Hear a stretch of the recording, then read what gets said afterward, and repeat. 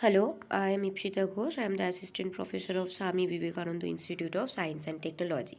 And today I am going to discuss on the topic of basic operations on signal. So in the previous lecture I am discussing about the introduction to the signal. And the signal may be a function of time, temperature, position, pressure, distance, etc. And some signals in our daily life are music, speech, picture and video signal. So systematically, if we can define a signal, it is as a function of one or more independent variable which contains some information is called a signal. Because it is independent variable, because it is the function of some variable which is time, temperature, etc. So here I am discussing about the basic operations on signal, and which is basically two types: operations performed on independent variable of the signal and operations performed on amplitude of the signal. So first I am discussing about operations performed on independent variable of the signal. So here the independent variable of the signals means time, because the normally all functions are basically dependent on time in the signal system topic. So first I am discussing about time scaling. There are different another properties like time folding, time delay or advancing. So here I am concentrated on time scaling. Here I am taking one signal yt equal to xat, where yt is a variable which is taking equal to xat, where a is one value, and depending on that value the signal will be compressed or expanded. So if I am taking a is greater than one value, the signal will be compressed in time. And if I am taking the value of a in between 0 to 1, the signal will be expanded in time. So in that case, first I am saying if I am taking a is greater than 1, signal will be compressed in time. I am taking the value greater than 1, but the signal will be compressed in time. So what is the matter? Suppose I am taking figure A. Here I am showing one signal xt, that is range from -1 to 1.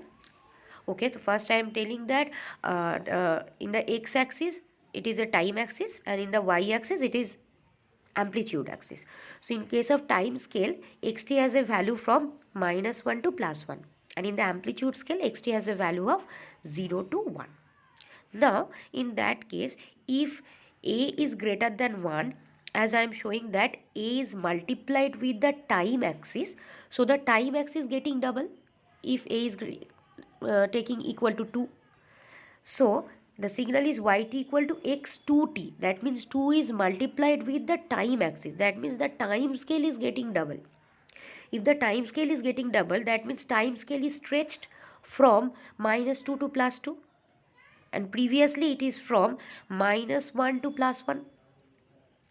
So now if x2t is figured out, then it is showing that it is from -2 to +2. So the time scale is from -2 to +2, but the signal width is as it is from the previous one, as the previous one.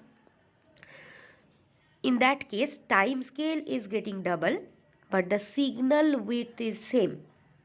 And if the signal width is same, so the signal looks like a compressed signal, and it is from -half to +half.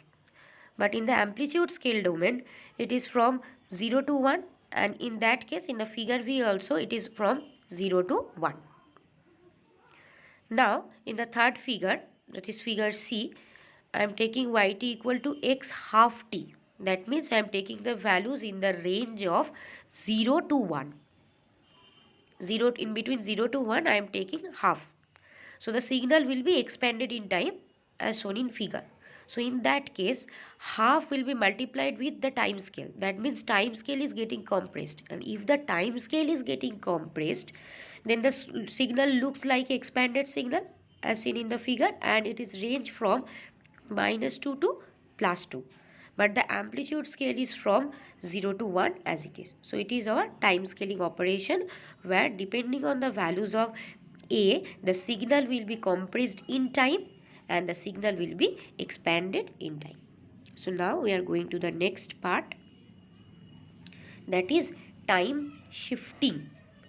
So in case of time shifting, I am taking yt equal to x within bracket t minus t0, x within bracket t minus t0. Time shifting operation is also known as time delay or advancing according to the operation. So first I am taking delayed signal. If t0 is greater than 0, suppose I am taking t0 is greater than 0 value like 1 or 2. So then the signal is yt equal to x t minus 1 or x t minus 2. So in that case, I am telling that the function is a delayed signal because the whole signal is shifted to the right side. The whole signal is shifted to the right side. That means the signal start from, previously the signal start from 0 value. Suppose it is started from 0. First the signal is started from 0 value. Now if I am taking yt equal to x t minus 2, then the signal is started from positive value, positive 2 value. So previously signal started from 0 value and now the signal is started from 2 value. That means it is delayed by 2 value in the right side. So if t naught is greater than 0 value, I am telling that the function is delayed. And the next case, if t0 has the lesser value, if t0 has the lesser value, in that case, suppose the signal is start from 0 value and I am taking t0 equal to minus 1. So the signal is yt equal to x t minus of minus 1. That means it is x t plus 1. So previously signal is start from original value 0 value and now the signal is start from minus 1. That means it is going to the negative axis. The signal start from minus 1. So it advances. Previously it start from 0 value but now it is start from minus 1 value. So the time advanced. So the function is a advanced function if it is shifted in the left side. So if t0 has greater than 0 value, then it is delayed signal, and if t0 is lesser value, then it is a advanced signal. In the following figure A, here I am showing one signal xt which is from minus half to plus half and the amplitude is from 0 to 1. So here the signal is started from minus half and ending with plus half. Now I am telling if the t0 has the greater than 0 value, it is a delayed signal. Here I am taking t0 is equal to 2. That means t0 has greater value. So it is also a delayed signal. So why it is a delayed signal? In that case, the signal start from minus half value. But in case of yt equal to x t minus 2, the signal is shifted to the right side by 2 unit. In case of t0 is greater than 0, then the signal is shifted to the right side.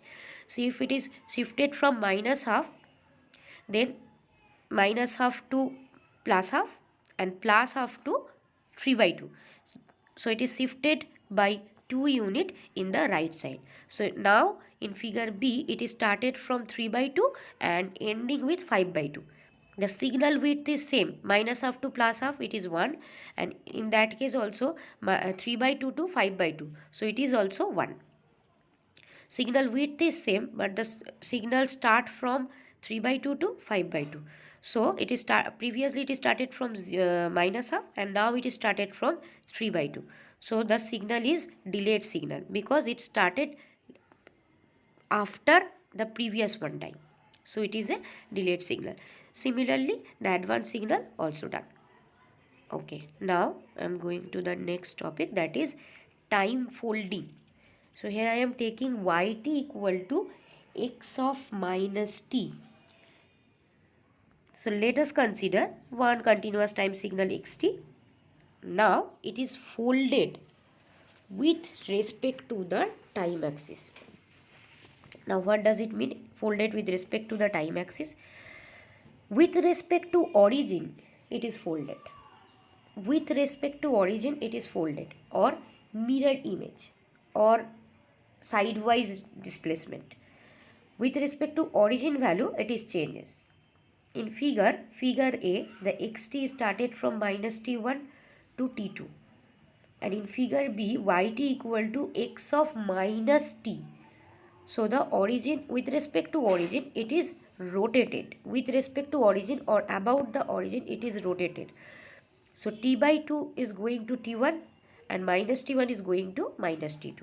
The whole signal width is same, but the time scale is from minus t1 to t2, and in that case time scale is from minus t2 to t1. Okay. Next, the operation performed on the amplitude of the scale. So previously that is on the basis of the time scale. Now it is on the basis of amplitude scale. So here different kind of operation: amplitude scaling, addition, multiplication, division, differentiation and integration. In case of amplitude scaling, the amplitude of the signal can be changed with amplitude scaling.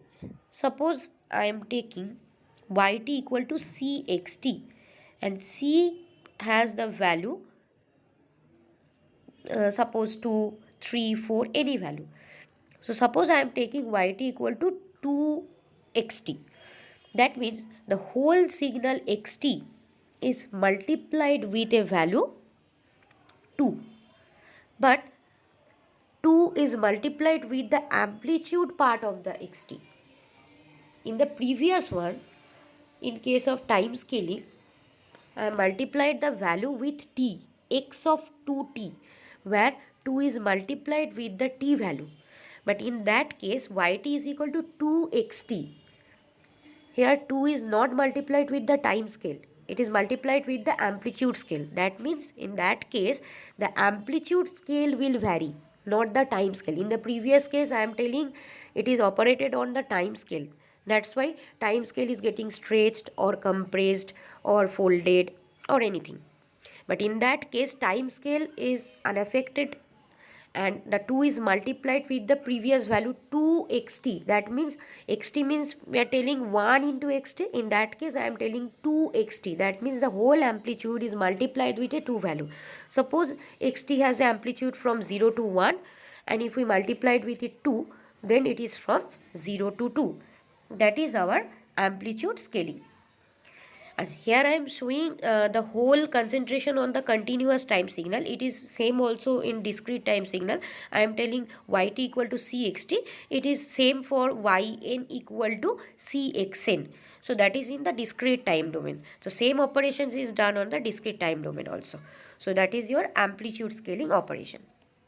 Next, addition. In case of addition, at least we need two signal for addition. At least we need, suppose I am telling 2 plus 3. So at least we need two value. That is 1 2 and 1 is 3. So in that case also, if we are going to add two signals, so that means at least we need two signal or two or more signal. So yt equal to x1t and x2t. Here I am taking x1t and one continuous time signal and x2t another continuous time signal. So it is x1t plus x2t. It may be subtracted. So then the signal is yt equal to x1t minus x2t. So that is in the continuous time domain. The same thing is done on the discrete time domain also. That means here then the example is yn equal to x1n plus x2n. x1 is n is one signal and x2n is another signal. Okay. Next one is multiplication. In that case also we need two signal. One is x1t, another is x2t. So yt equal to x1t into x2t. And in case of discrete time domain, it is also yn equal to x1n into x2n. So it may be divided also. So then yt equal to x1t divided by x2t. Similarly, let x1n and x2n be two discrete time signal, and they similarly divided yn equal to x1n divided by x2n. Next I am going to the property differentiation and integration. Suppose we are taking xt be a continuous time signal and it is differentiate with respect to time. Yt equal to ddt of xt. So here yt is the derivative of xt. It may be a derivative of other function if x is dependent on other function. Suppose x is dependent on some other parameter like temperature, then it is yt is the yt or y temperature is the derivative of that function. And the last one is integration. In case of integration, yt is equal to minus infinity to t, integrate over minus infinity to t x tau d tau. So this is our basic operations of that is performed on amplitude of the signal, and previously I am showing the time scale of the signal. Okay, thank you.